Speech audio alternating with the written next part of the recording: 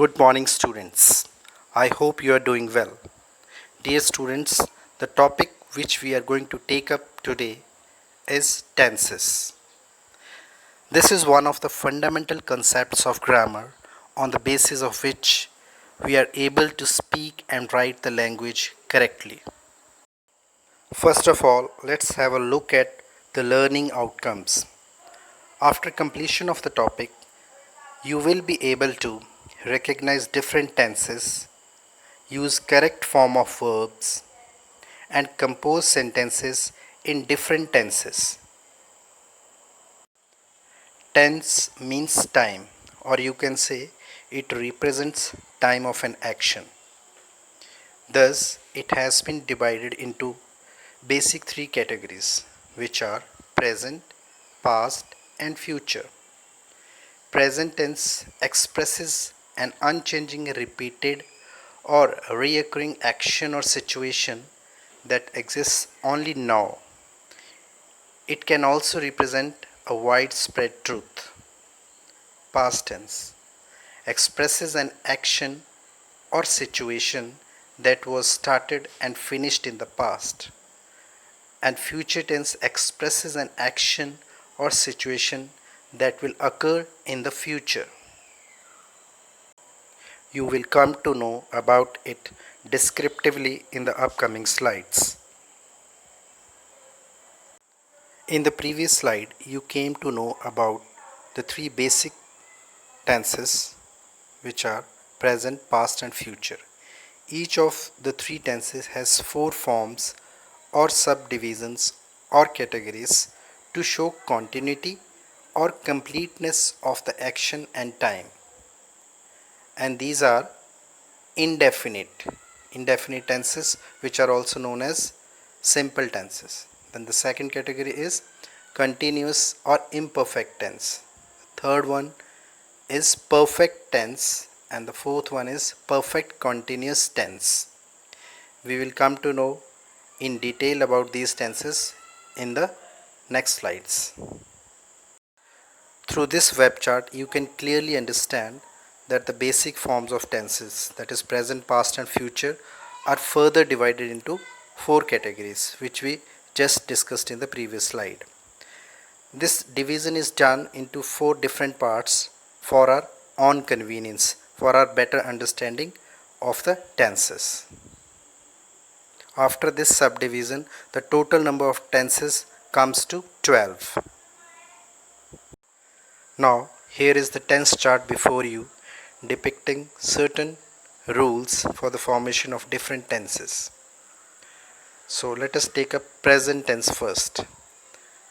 In the first category, subcategory, that is simple tense. So in simple present tense, we use first form of verb. Along with that, we add s or es at the end, but that is done only if the subject is third person singular. Okay, in case of progressive forms, which are also known as continuous tenses, we use helping verbs like is, am, are. Along with that, we use ing form of verb, and we always know that ing is always used with first form of verb, and it shows the continuity of an action at the present moment. Now let us move to the third one, that is perfect tense. In present perfect tense, the helping verbs which we use are has and have, and with that we use third form of verb. The fourth category, subcategory, is perfect continuous tense or perfect progressive tense, in which we use has, have along with been, and again we use ing with the first form of verb. Moving to the second main tense, that is past. In the first one, we use, first means in the indefinite past or simple past, we use second form of verb, while in past continuous we use the helping verbs was and were. Again in continuous tense, we have to remember to use ing with first form of verb. If we talk about past perfect, Here we use only one helping verb, that is had, along with third form of verb. And in past perfect continuous we add been with had, means we have to use had been along with first form of verb having ing at the end. Moving to the last one, that is future, we use in simple future tense we use will shall with first form of verb. If we talk about future continuous tense, then it will take will be with first form of verb having ing at the end. Future perfect will take will have along with third form of verb, and in the future perfect continuous it will have been plus first form of verb along with ing with the first form. Now you will have individual explanation for all the sub forms of present tense, which are present indefinite tense, present continuous tense, present perfect tense, and present perfect continuous tense. Present indefinite tense, which is also known as simple present tense. This tense is used to describe an action, an event, or condition that is occurring in the present at the moment of speaking or writing. For example, I speak English every day. I always speak the truth. Or you can say, I attend my online classes regularly. Here in the time signal, you can see that the words which we often use in this tense are like every day, always, often, every week, usually, never, etc. Present continuous tense. The present continuous emphasizes the continuing nature of an act, event, or condition. As clear from the name itself, that is continuous here, which means something is in progress or is going on at the present moment. For example, we are studying now, or we are attending online classes these days. The time signaling words in this tense are now, at present, in the morning, today, etc. The third sub form of the present tense is present perfect tense. The present perfect tense is used to describe an action that began in the past and continues into the present or has just been completed. Or more precisely, we can say it is used to describe an action that has just got completed or recently got completed. For example, I have lived here for 2 years. Or which you usually say to your teacher in the classes, ma'am, I have done my work. So the time signaling words in this tense are like once, twice, for 2 years, since 1933 or whatever, this week, etc. Let us conclude this tense with present perfect continuous tense. The present perfect continuous tense is used to describe an action, event, or condition that has begun in the past and continues into the present. For example, it has been raining all day. It is still raining right now. Or let us take another example. I have been waiting for you since morning, but you are still nowhere to be seen. The words which signify time in this tense are all day, all morning, for, since, the whole night, etc.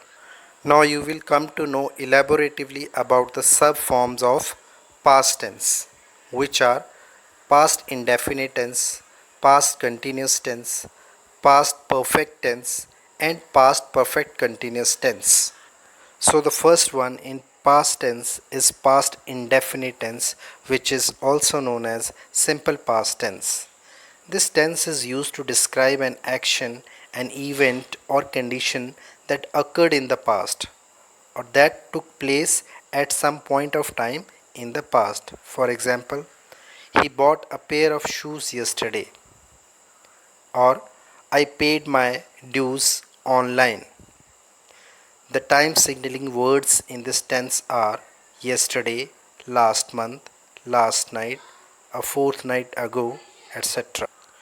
Past continuous tense. This tense is used to describe actions ongoing in the past. In this tense, often two actions take place at the same time. Let us try to understand through an example. When you called me, I was playing the piano. The time signaling words are when, while, all day, yesterday, etc. Now let us see past perfect tense. This tense is used to refer to actions that took place and were completed in the past. In this tense, we often talk about distant past. For example, I had written a letter before I went to the post office. Or let us take another example. I had completed my education well before 2000. The time signaling words are before, as soon as, etc. Past perfect continuous tense. This tense is used to indicate that a continuing action in the past began before another past action began or interrupted the first action. For example, we had already been staying in London for 3 years. Let us take another example. They had been inviting us for a long time, but we couldn't find time to meet them. The time signifying words are when, for, since, etc.